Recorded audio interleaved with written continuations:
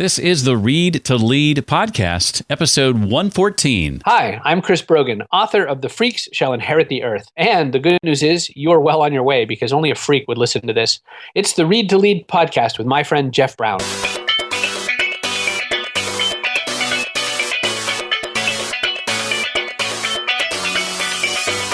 If you're the boss and you're not tolerating failure, if somebody fails and they get fired, all you're doing is sending a message to your people not to take risks and not to put their best ideas out there.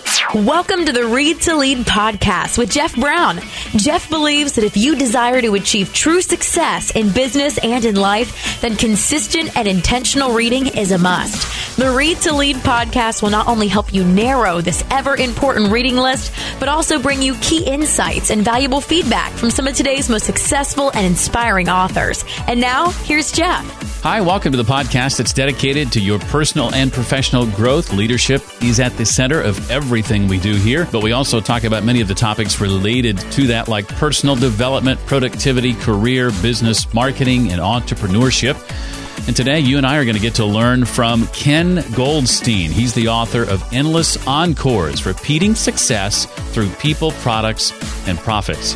I'm going to be asking Ken about the key to building a career of endless encores, the importance of understanding the difference between compromise and consensus, the three things you need to evaluate the next time you make a hiring decision, and a lot more. If you're looking to take a stand for your health and not sit at a desk as often as you currently do, you might want to consider the upright desk from the folks at UpDesk. It's the one I use. It's a motorized desk, and it moves up and down whenever you need to. I love mine. I think you'll like it too. To find out more, visit readtoleadpodcast.com/desk. Ken Goldstein advises startups and established corporations in technology, entertainment, media, and e-commerce. He has served as Chief Executive Officer and Chairman of the Board of Shop.com and Executive Vice President and Managing Director of Disney Online, among other places. He speaks and teaches frequently on topics of leadership, executive management, and innovation. His first book was This Is Rage, a novel of Silicon Valley and other madness. Ken is also the author of the business fable Endless Encores, Repeating Success Through People, Products, and Profits. Ken, welcome to Read to Lead. Jeff, thanks so much for having me on your show. Ken, what was your main goal in writing Endless Encores? What did you set out to do, particularly by writing it as a parable? Well, I had this, long collection of blog posts that I've been writing over the last couple of years, and this sort of original idea was, could we put those into an anthology and put that out there? But that just blog posts are on the web, they're free. It didn't seem like the right thing to do. But the core essence of it, my employees have been asking me to write this book for years and years and years, and so I said, well, what's a way to do it that pushes the creative envelope, is not ordinary? In the way that I say in the book, to challenge people to do something different, find the different way. I said, well, let's do it as a parable. Let's do it as a story and see if we can make that work. So when I sort of talked to my publisher about that, I said, if you can make that work as a parable, relatively short but engaging story and characters, and get all those ideas across, you'll have accomplished something. So I saw that as a challenge, and I said, let's go get it done. Well, I certainly enjoyed it. Very easy to read. I think I read it in two sittings, about half of it one morning, half of it the next morning, and found it very, very engaging. Well, thank you for that. I appreciate that. Well, before we jump into some more questions, describe for us the two main characters in the story. What do we need to know about them before we go further? Well, of course, as any author, I don't want to give too much away. Sure. This is a story, and I want you to get to meet the characters as you're going through. Absolutely. But basically, it's a story that any of us could live, particularly in business, if we travel and get stuck in those airport lounges with a delayed flight, and that's what this is, really. It's a CEO, a very veteran CEO named Daphne, who's sitting at the bar and sees a young guy named Paul kind of worrying the night away in his glass of red wine, and she basically says, "What's the matter?" And that sort of the world starts with a chance meeting. Paul has had meteoric success in a very, very short amount of time, gone from kind of being wannabe aspiring product manager to suddenly having a very successful product on his hands, tremendously successful, and sort of launched in the limelight. Now, of course, everybody thinks he knows everything and he knows what he's doing and he can repeat over and over. And on his second product, guess what? He hits the wall, and it's no good. And boy, we've all been there, right? And he just says, am I a fraud? I can't do this again. I don't know what to do. And Daphne, with her many years of ups and downs, takes him through the process of it's not about one product. It's not about one win or one win or one lose. It's about the process of creativity and innovation. And they spend the rest of the night talking about that. Ken, what would you say is key to building a career of endless encores, if you had to narrow it down to one thing? So, I think the number one thing, that Daphne sort of, launches on is that innovation is something that you're committed to all the time, not just when you need to deliver the product or the service. And to do that, you have to be looking forward all the time, not looking back. It's not about your laurels. It's not what you've done. It's really about pushing yourself outside the comfort zone. It's interesting. I use a lot of music analogies and references in the book because music's very important to me. And it's interesting. One of the examples that I use is the Eagles, and we lost Glenn Frey this week, and the Eagles were just this amazing band who were kind of like, really before they broke up, but for this last reunion bit, all of 6 albums to make the impact that they had on our culture. And each one stepping up 1, 2, 3, 4, and then this thing that just came out of nowhere that just no one had ever heard anything like it, called Hotel California. And you remember that, right? That wasn't just like a hit. That was like Michael Jackson's Thriller. I mean, it was off the charts. And then they had to go back in the studio and do it again. And how do you do that? How do you come off something that successful? And the number one thing you can't do is do that album again because you already did it. You have to do something different. And of course, it led to huge anxiety and lots of infighting and bickering and all that other stuff. And they did. They came out with the long run afterwards. And so, that process is letting go everything that came before, whether you're famous or not famous, successful or not successful. Whatever came before is only about the learning. We all go to the blank slate when we start on something new. And Daphne is very much committed to that, and hopefully Paul is listening. Well, Ken, in your experience, what have you learned about the key differences between leadership and titles? I mean, it can be easy to think that because I have a certain title, then people are required to follow me. But there's much, much more to it than that. Absolutely, and people learn this in the course of the career. I learned it. You think the first time you get promoted to VP, it's like, oh wow, I'm VP now. I got a business card that says I'm the boss, and it doesn't mean anything. Titles don't mean squat. I mean, following people is a choice, and if you don't set a tone for leadership where people want to get on board, I mean, talk about office politics. Sure, they'll tell you your face, that they're doing what you ask. But, they got that pocket veto, in the back room where, they may not be doing anything at all. They may not be rallying behind you. So if you think that the title is what gets people to follow you, then you are not paying attention. And I promise you one thing, if you're leaning on the title to inspire people to get on board with you, you won't have the title very long. You'll lose it. Well, you've obviously, over the course of your career, had a chance to hire a number of people. I would assume you fired your share of people along the way as well. But what do you look for when hiring someone? What are the things that are most important to you?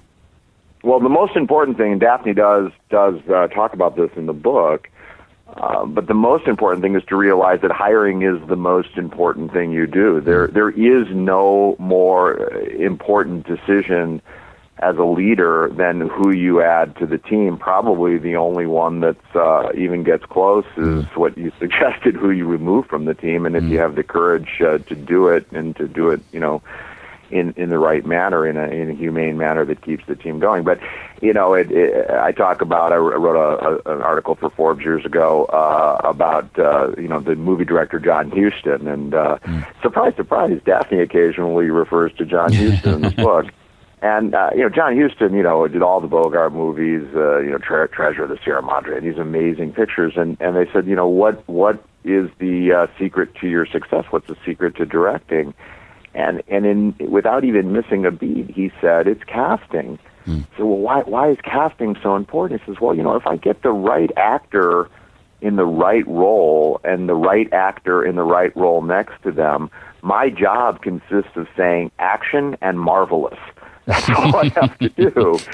And if I don't have the right actor in the right role, I got to work like a dog, morning, noon, and night, and I probably still won't get a great creative, organic result. So that analogy is exactly right. If you don't put the right people, in the right positions for what you need, you're not going to get great results. And the thing that when I go in now occasionally to consult, or when I'm working with some of my portfolio companies, and I hear somebody even mention the words, we got to fill this box on the org chart, or say, we got to put a warm body in that. You've heard that, right? Mm-hmm. And I freak out. I'm just like, you know what? You're better off with nobody in that box than a warm body. You got to get the right person in that box, because it's not a box; it's a position of leadership that's going to take your company to the next level or sink you like a stone. So, please, anybody who's hiring, anybody who's interviewing, it's not, well, if I just get a warm body in that box, my problems will go away. You could be adding a lot of problems by doing it. So, with that preamble.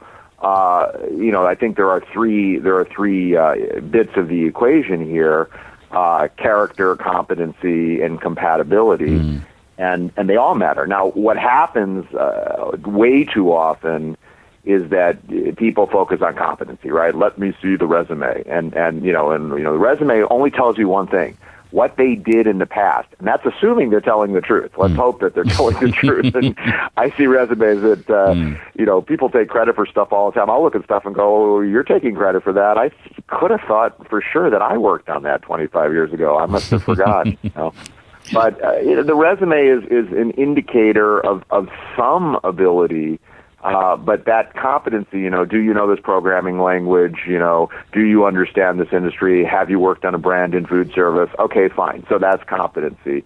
You've got a job description that talks about, I need this, and this resume lines up with that. Okay, great. It's a match. Off we go. No, absolutely not. That's one of three things you got to focus on. You got to focus on character. And character is probably the single most thing that comes out in the course of an interview. You say, well, why do I have to go to this dinner with all these people and make sure that my manners are good? And it's like, hey, it's like dating, People aren't going to reveal themselves in a 30-minute interview. In fact, they're going to be on their absolute best behavior. But over the course of many conversations with many people, you start to figure out who somebody is. And I tell you, because we've all been there, if they're not exhibiting tremendous integrity in every answer to every question and in every interaction, that is a warning sign. And integrity is honesty, truthfulness. When you ask someone the question, tell me about some areas of improvement for yourself, is there candor in their response? Integrity is a very big deal, because if you get somebody who's a player, you introduce one, highly political, manipulator into an otherwise, sane environment, that sane environment will become less sane almost immediately. And then that kind of nicely leads into compatibility, which is why I think you see a lot of emphasis, particularly, in the new generation of hiring, the millennials, on compatibility, which is this a good fit for the team? Now, again, you got to be careful here, because we're not looking for sameness, right? It's not just, does everybody here think the same, does everybody here look the same? But the question is, can everybody here work together, and can they get along?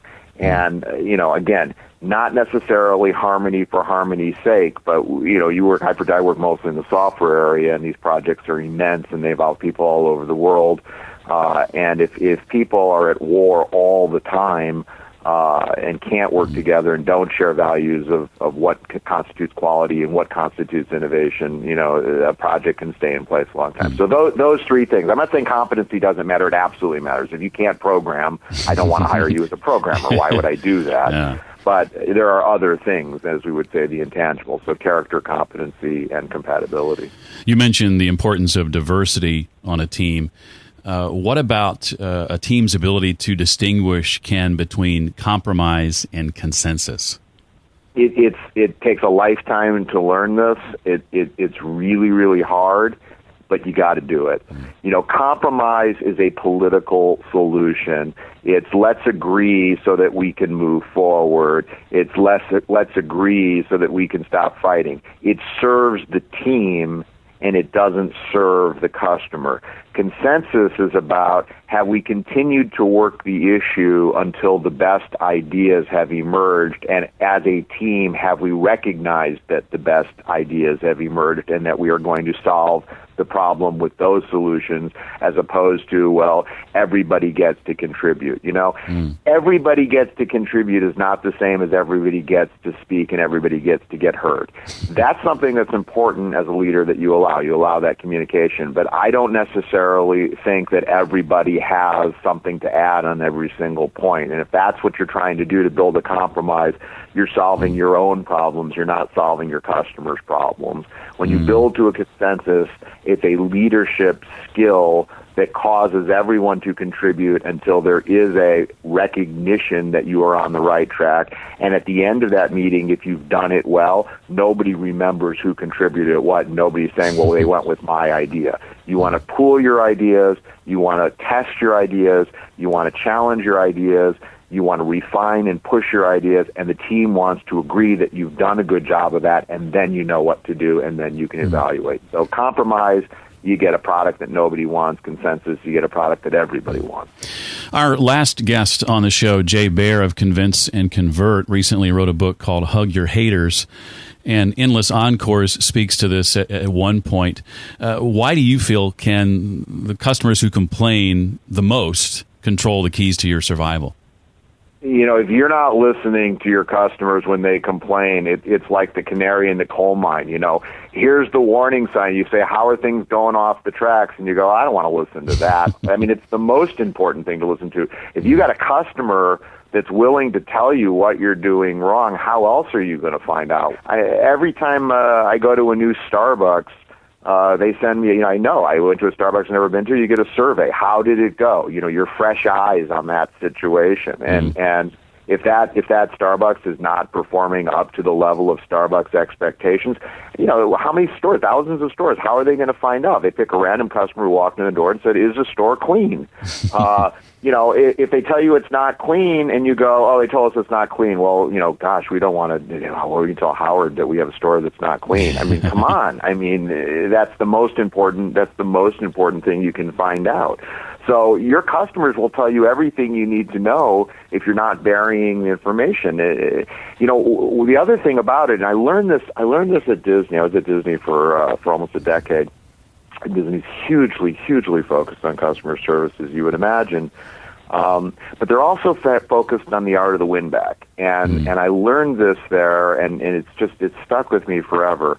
When you fail a customer in a relationship, you've hit the proverbial fork in the road, right? Mm-hmm. Which is, okay, so they walk into the room and the bed's not made, and and the mirror's dirty, and someone forgot to vacuum, all right? And horrors, this person walks into this room at midnight, and it's horrible, and they've paid all this money for it, and they're all excited about the trip, okay? So they call down to the front desk and they say, I don't know about this room you put us in, the sheets are all pulled apart, and the mirror's dirty, and there's stuff on the sink. This is pretty horrible. I'm thinking about checking out and going down the road to the Hilton. At that point, how you handle that customer will do one of two things. It will either drive that customer away forever, or it will bond that customer for life. That's how important that frontline interaction is. And if the person at front desk says, well, our maid's gone home for the night, there's really nothing we can do, we're pretty sure the sheets are clean, please just deal with it, and we'll figure out tomorrow what went wrong, okay? That customer is never coming back. Right. There's nothing you can do. There's no amount of advertising. There's no amount of anything you can do, okay?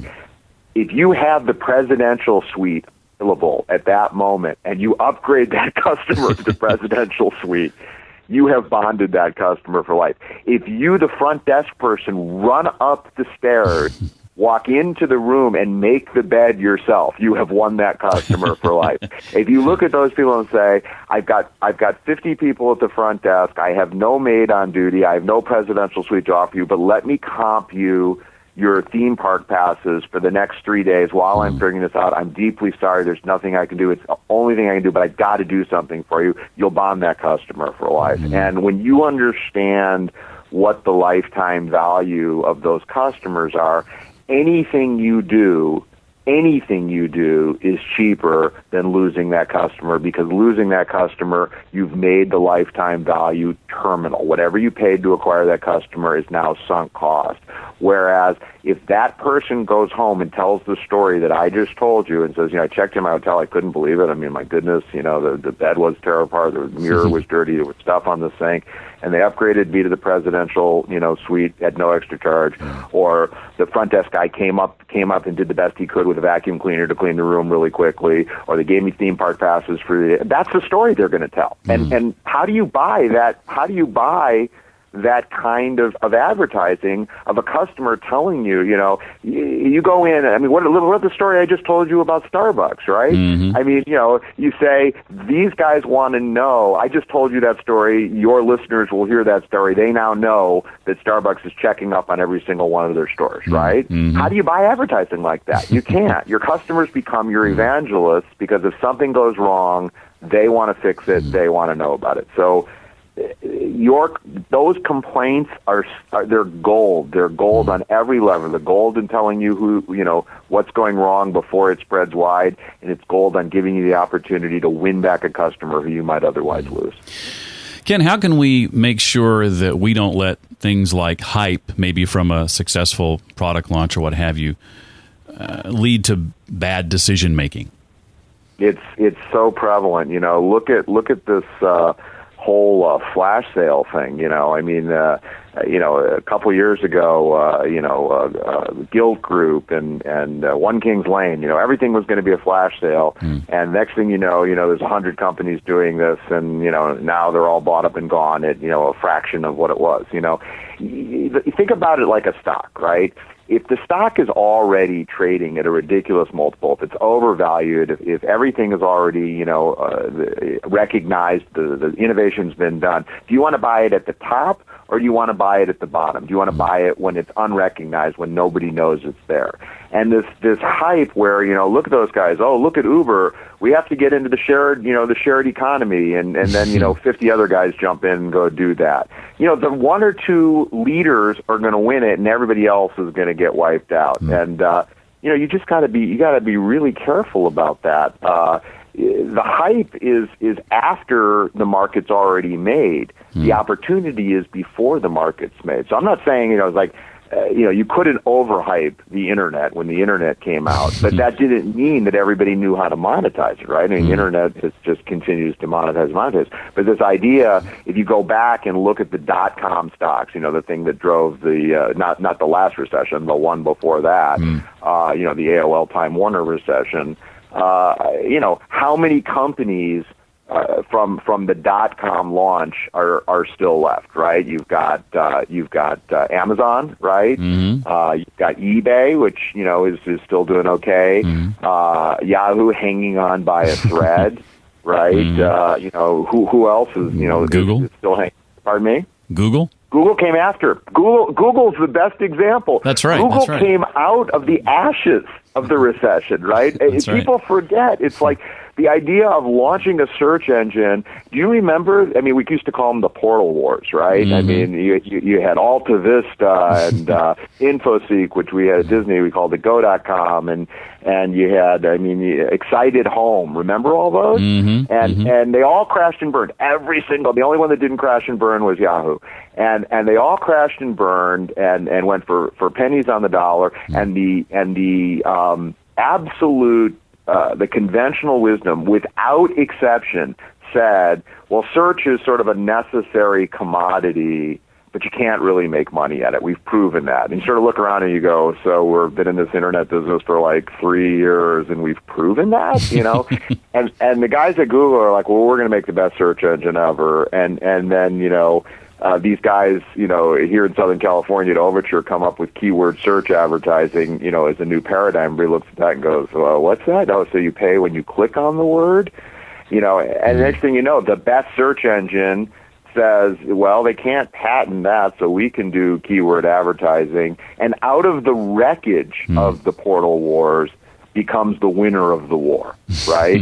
And it was the least sexy space in the universe. I can't even imagine the idea of going to venture capitalists and the wreckage. All the money that was lost on Excited Home, all the money that was lost on Alta Vista, all the money that was lost on these companies. And somebody said, we're going to build the greatest search engine ever, and there was no hype at all. So that's what I'm saying is that's where the action is, right? The action is when nobody's looking at it, can you figure out the next big thing? Well, then the next thing you know is everybody's chasing Google again, and, good luck on that. Same thing with YouTube. I sat in so many meetings, and, this whole idea of amateur content is junk. Nobody likes it. Professional content will always win. No one's going to watch amateur content. No advertiser is going to want to be associated, right? And out of that, what is born? YouTube, right? YouTube, user-generated video. And you go, how did that happen? And you go, well, we had this show on ABC called America's Funniest Home Videos. People seem to like to watch that. I don't know. Home movies, people seem to like that. And the next thing you know, boom, it's YouTube, right? And YouTube's not about the professional content. It's about the fact that the world is democratized and anybody can upload content. Now try to take on, I don't want to take on YouTube. Forget that. Yahoo just tried with Yahoo Video. That didn't work. So again, careful about the hype. You want to figure out the opportunity before everybody else figures out, because once everybody's doing the flash sale, or once everybody's doing the Groupon, and once everybody's doing the video, you're playing catch up, and that's a tough place to be. Ken, I do want to ask a couple of questions that don't come right from the book, but before I do, is there anything else you want to make sure that we know? The most important lesson, I give this talk, this lunch talk to businesses, all over the world, is you must understand that it's not failure if it's learning. And without some form of setback or failure, you will not, no one will find the next big thing, find the next big idea. So in your corporate culture, if you're the boss and you're not tolerating failure, if somebody fails and they get fired, all you're doing is sending a message to your people not to take risks and not to put their best ideas out there. And if you're in an environment that punishes failure, very candidly, I'd say get out of that environment and get into an environment that allows them. You go back to Google. What are they doing right? One of the things they're doing right is encouraging the creativity and innovation of their people, and people there don't get fired for failing. If you can codify the failure in such a way that there's learning that comes out of it, my goodness, what not to do. How valuable is that? I look at what happened, a few years ago at Lululemon. It was just mind-boggling to me. It's like, okay, they made a mistake, right? The manufacturing of the yoga pants was too sheer, and they're very obviously, embarrassed, unhappy customers. And so you go in and you start firing the creative director and the head of innovation and the head of supply chain management as a punishment when they're the ones that know what went wrong. They're the ones that can fix the problem and make sure that it never happens again. And you had, 3 years at Lululemon after that of poor performance, not because they had upset their customers because they didn't recover from upsetting their customers, and they didn't do it because they didn't keep the people in place who made an honest mistake and knew what not to do next. So again, it's not failure if it's learning. If there is no learning and all you do is spend a bunch of the company's money and launch a product that nobody buys, yeah, those people need to go home.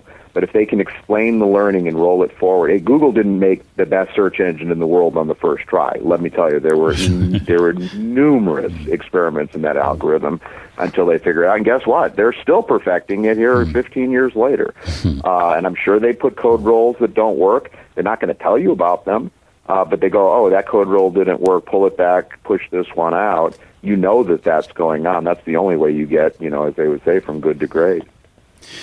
One of my fondest memories working for a company was a group of us who got together with our leader and discussed books that we were reading. And if you're fortunate enough at wherever you work to be in that kind of environment, I can't think of a better book to add to that list than this one. If you're not currently doing that where you work, I can't think of a better book to kick that off than Endless Encores. Ken, speaking of books, I wondered if you might name for us a couple that you have read recently or over the years that you keep going back to that have had a big impact on you. Well, first of all, thank you. I really appreciate the kind words about Endless Encores, and I have been getting that. The joy of writing, a short book like that is hearing back from people, all over the world, that they read it in one or two sittings and were able to apply the wisdom. There's a pop quiz at the end that people can take that sort of, is meant to keep them honest. And I've had people call me up and, tell me that, they started crying in the middle of it, but that was very cathartic and that they were able to then course correct as a result. Look, I've loved books since I'm a kid. Books are a big thing. I'm in the book business. Books matter. There's no greater gift. I tell bosses, whatever the thing is, if you're going to give your employees a gift every year at the holidays, give them a book. Because you know what? I've got them looking at my bookshelf right now in my office, and half these books are gifts that were given to me by employees or given to me by bosses, and you keep them. They matter. So in terms of books that matter to me, the one that is sort of, it's funny, I went to a talk the other morning, and somebody referenced it, and I was so glad that they did because I hadn't heard about it in a long time. Is Andy Grove's Only the Paranoid Survive. Andy Grove was the CEO of Intel during the go-go years, the 90s when we went from the 8086 architecture all the way up to the to the Pentium. And his sort of motto of Only the Paranoid Survive is exactly that, don't stand on your laurels. But what Andy really kicked off with that book was the whole sort of intellectual codification, if you will, of creative destruction, this whole idea that, if you don't invent it, your competitors will, and if you don't cannibalize your own markets, your competitors will, and if you think that what you've got is so great that somebody can't leapfrog you, you're not paranoid, you will get beat. And again, if you're in the tech industry, it's kind of one of our Bibles because it kind of goes back to the days where, computers did become ubiquitous. Another one that I bought probably, hundreds of copies of for people over the years is First Break All the Rules, Buckingham and Kaufman. And it's a very, very counterintuitive book. I guess that's why they called it First Break All the Rules. But it really says focus on your stars. And as a manager, as a leader, as an executive, there's this sort of HR pressure to be very fair with your time and sort of distribute it broadly. And what you find out is, there's a small percentage of your people that really drive the value in your business and a whole bunch of your people that will drag you down. And you can easily get stuck spending all your time with those people that will drag you down. Whereas if you spend your time with the people who are really adding value, your stars, your business will explode. And so it says, basically it's up to the employee to get with the program. If they want to be part of the team and a positive, optimistic force for change, then you've got time for them. If they want to grumble about, the coffee here is stale, and the desks aren't very nice, and the cubicles are horrible. Okay, fine. That's not the canary in the coal mine. That's just somebody griping and grumbling. But positive impact, high impact employees who want to change the world. That's where you should spend your time. And the other one, and probably it's funny because it wasn't written. They weren't written as a parable. Jim Collins, both I referenced before. Built to Last and then Good to Great. And it's funny because those books, Built to Last, is all about brands and how companies develop brands and why brands matter. And Good to Great is about companies that exactly that, were kind of, doing just fine, but then went to the next step. The funny thing about those two books is that the message of the books is more important than the examples, because as Andy Grove would tell you, with Only the Paranoid Survive, half the reference companies in those books don't exist anymore. And those were companies that were, when they wrote the books, held up as examples of greatness. And so I think the lessons that are extracted from those books are more important. But again, Built to Last, are you investing for the long haul? Is it just about, making quarterly earnings, or is it about putting this company on the map, forever, or attempting to do so? And Good to Great is, okay, you're doing all these things right. Are you satisfied with that? How do you bond your customers in a way that they will sustain the organization for very long periods of time and reinvest in you? So those are some good books that I think people should have on their shelf and probably pick up every couple of years. Great suggestions. Ken, what's next on the horizon for you? What are you and your team working on now that you're excited about? Well, of course, I'm working on another book, because that's what authors do. Endless Encores was my second book. My first book was a very long novel that took on all of Silicon Valley, called This Is Rage, a novel of Silicon Valley and other madness. This one will be a novel again, not quite as long as This Is Rage, but quite a bit more extensive than Endless Encores. So hopefully that will be out in a couple of years if I can continue to find the hours each day to focus on it. My most exciting company that I'm involved with right now is a wonderful, wonderful high-growth company called Thrift Books, which people can find at thriftbooks.com. And we're, believe it or not, the largest seller of used books in the world. And it's not like your old world corner bookstore. I mean, it's not, come in and browse and buy. You come in and search, and we probably have it. I mean, we're sorting through 3 million used books a week to find the ones that you want. And we'll search through, over 150 million pounds of paper this year, and the books that we don't sell, we turn into pulp, and that gets sold off and made into furniture. So it's a very green company. So very excited about that, and instead of putting old books into the earth, putting them back into people's hands. I'm also very involved with an online editorial site called The Good Men Project. People can find that at goodmenproject.com, just like it sounds. And we deal with editorial issues around, things that men are facing in the 21st century: marriage, family, relationships, career stress. We also deal with entertainment, sports, politics, ethics. The interesting thing about the Good Men Project, and the reason I'm so excited about it, is we've been around for about 4 or 5 years. I've been involved for the last 3. Is we were really creating a dialogue between men and women. And although the project is the Good Men Project, it's half our writers are women, half our readers are women. And so if you go to the comment section on a lot of the stories, we publish 30 to 50 stories a day from about 2,000 writers around the world. And you'll see dialogue going on, and we don't enforce political correctness, but we focus on polite interchange. And so we get men and women talking about things instead of at each other, talking with each other, and so the comments can be as interesting as the stories. So those are some of the things I'm working on. And then, of course, I'm always involved in social issues, very involved in children's welfare, and working in Southern California with various departments of social services to try to make sure that we're making our city a better place wherever we can.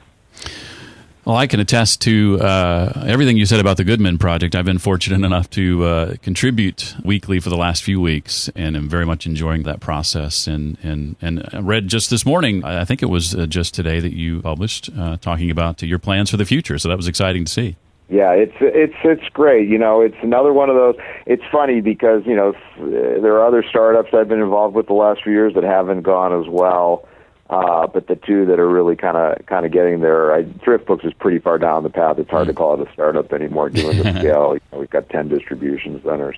But we turned the corner on profitability with Goodman Project just barely, but we're not. We're putting every dollar back into the code base and trying to make a better experience and encouraging more people to write for us.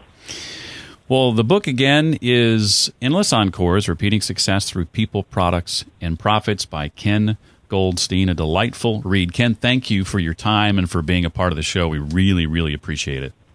Jeff, thanks so much. And, as I told you when we first got on the phone, you're very prepared and very detailed, and it's very appreciated by an author to have such a great interviewer. And you're very, very good at what you do, and obviously very innovative. And I do appreciate that, and I'm sure your listeners appreciate that, too. Well, thank you. Very kind of you to say, sir. I appreciate it.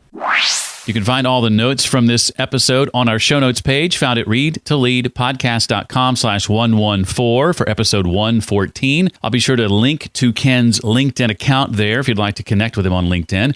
You can also connect with him on Twitter. He's at Corporate Intel on Twitter. That's at Corporate Intel. If you're looking to take a stand for your health, then you need to consider a motorized desk for home or work. Find out more about the folks at UpDesk by going to readtoleadpodcast.com/desk. If you enjoy the Read to Lead podcast, would you consider leaving a rating and written review in either iTunes or Stitcher? If so, simply go to readtoleadpodcast.com/iTunes to leave a rating and review there, or readtoleadpodcast.com/Stitcher. We really appreciate it, as ratings and reviews go a long way in helping get the show noticed and recognized by people who might enjoy it. People like In the Army Now 99 with a 5-star rating and written review, who says, "Why did it take me so long to find this podcast?" Well, that's going to do it for this week. I look forward to seeing you next time for the Read to Lead podcast. Thanks so much for listening to the Read to Lead podcast. As a subscriber, we challenge you to be more than just a passive listener. Become a vital member of the community. Visit us on the web at readtoleadpodcast.com. Until next time, remember, leaders read and readers lead.